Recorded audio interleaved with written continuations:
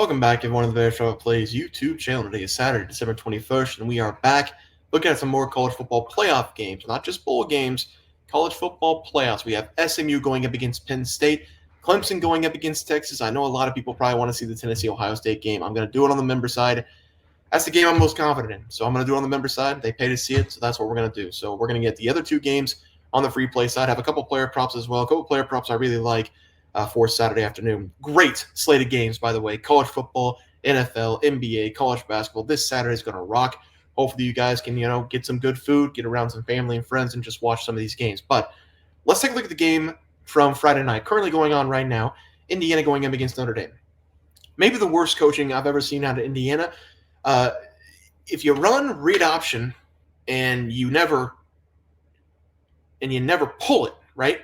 If Curtis Rourke runs the read option and you never pull it, what are we running the read option for? And it's not like Notre Dame is not stacking the box because they know they're going to run the ball up the middle every damn play. Horrible, horrible play calling by Indiana. Then we was 17-3. Indiana, 4th and 8. Notre Dame trying to come in. They put the field goal team out there to try to get the 3. They run a fake. They pull everybody to the side.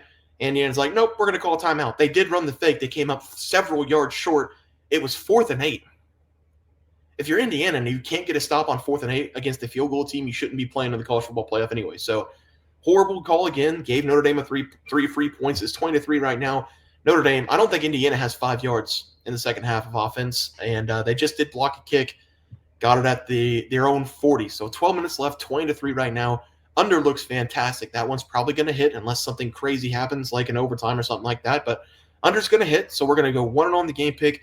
1-0 on the player prop for sure. Jeremiah Love busted a 96-yard rushing touchdown. Everybody's making fun of it. That's the shortest touchdown we've ever seen in the college football playoffs. Shut the hell up. That's not funny.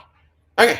What else we have? Keyshawn Williams has 18 yards. Kind of sucks because not targeted a lot, and I was hoping that he would have it by now. But, Indiana is down. Maybe he gets a deep shot. We just need 2 more yards. Hopefully that one does hit. And then Indiana plus 7.5. I'm still holding out hope. We need a touchdown drive or a field goal on this drive or it's over. So, potential to go 4-0. I would really love to see that 3-1. Would really love to see that 3-1 going into Saturday. That'd make me feel really good. Let's go to the games, though, for Saturday. We have SMU going up against Penn State. This was going to be the most confident play, but I decided to pull it and go with the Tennessee game instead. I think Penn State's going to dominate SMU. SMU didn't show me a lot against Clemson. I don't know I don't know what happened in that game. I think Clemson's a really good team. I'm going to talk about them in a second, but SMU, you were rolling the entire season. Kevin Jennings did not look good in that first half. SMU in the second half, that's how they've been playing all season long against Clemson. Almost came back and won that game, but I think SMU, the moment might be a little bit too big for them. Penn State, this is technically a big game for James Franklin, but is it really? Like, it's just another game. They still got to win 3 more to get the championship. Penn State does have one of the simplest paths to the championship as well. So I think Penn State take care of business here, minus 8.5. I think if you had the gun to my head, and I say this all the time, gun to my head, I think I'd say Drew Aller's the best quarterback, like best potential NFL quarterback, because it would be Dylan Gabriel right now for Oregon. I just don't know if he's going to translate to the NFL. Drew Aller seems like he's been a lot better this year than last year, and I just think he's going to lead Penn State. The Penn State defense got a little banged up against that Oregon team, but that's a completely different breed. Oregon is a completely different breed than SMU. I think this Penn State defense will play well. Not really impressed with what Kevin Jennings did against Clemson.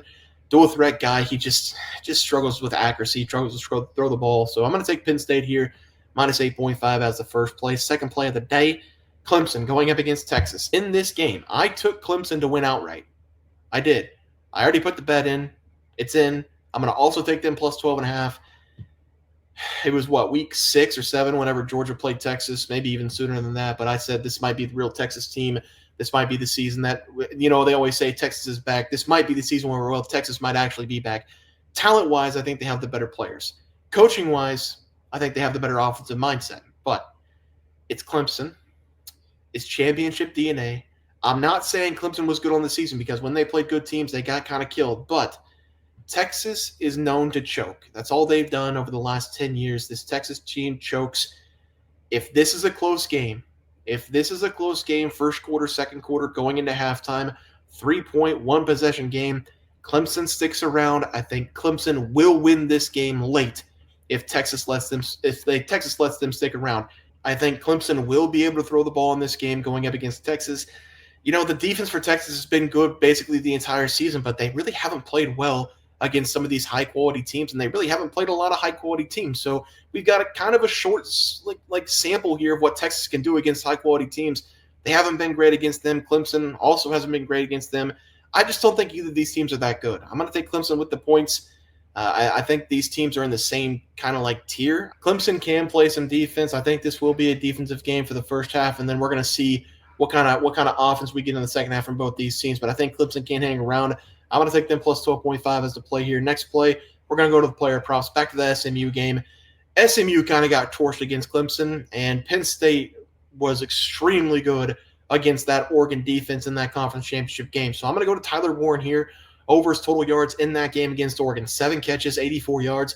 And we don't even know what this guy is. He could be a wide receiver. He could be a tight end. He could be the fullback. He could be the running back. He could be the quarterback. He could be the center. He has played all those positions this season. He's the best player on the field, plain and simple. Tyler Warren is the best player on the field besides Drew Waller. This is a weapon on your team. He's your best player. You got to get him the ball somehow. They did a really good job against Oregon getting him the ball. I think they get him the ball again in this game. The SMU defense, on paper, they've been good. But again, going up against some of these better teams, going up against Clemson in that championship game, they looked weak all over the place. I think Tyler Warren will find a lot of open grass in this game. They're going to give him the ball. Ton of yardage in this one. Over 70.5 yards as the first play.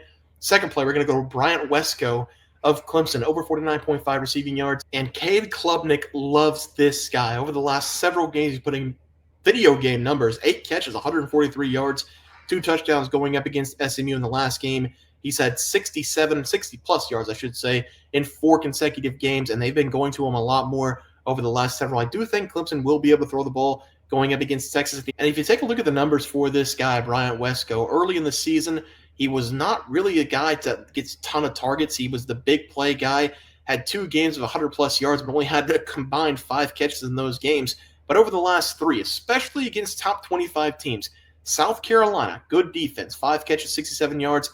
And then SMU game, I already told you the numbers for that. But I do think he's going to be a factor in this game. Texas only has so many quarterbacks. They're going to be guarding the number 1 in this game. Bryant Wesco potentially going to be up lining in the slot. That's where he's been most of the year.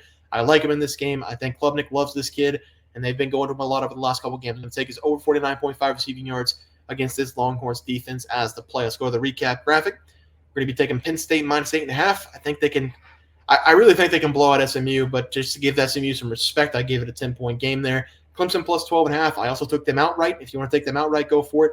Haven't been really impressed with Texas. Texas was my number 1 team in the nation going into that Georgia game, but they did not look good against Georgia. They haven't looked great the rest of the season. I'm taking Clemson with the points. Tyler Warren over 70.5 receiving yards against SMU, and then Bryant Wesco over 49.5 receiving yards going up against Texas. Guys, going to do it for the NCAA football plays and props for Saturday, December 21st slate of games. If you guys enjoyed the content, please sure to drop a like this video and subscribe to the channel below. See you guys next video, and thanks for watching.